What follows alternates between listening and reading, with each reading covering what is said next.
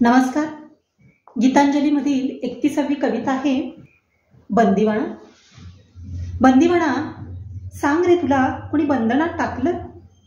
माझ्या मालकानेच बंदिवान म्हणाला. मला वाटत होतं धनदौलत सत्तामत्ता यात मी जगात सर्वांपेक्षा श्रेष्ठ ठरेन.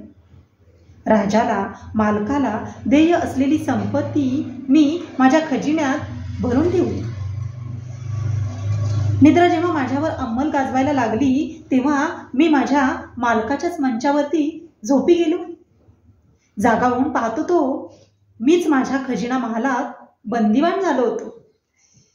बंदिवाना, सांग बरं, या अभेद्य शृंखला घडवल्या कोणी? बंदिवान म्हणाला, होय, मीच घडवली. मला वाटत होतं माझ्या अदृश्य शक्तीनं मी सगळ्या जगाला माझ्या ताब्यात ठेवी.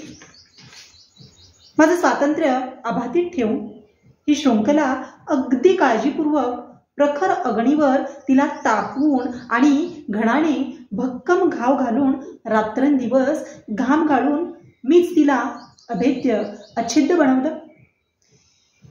अखेर माझं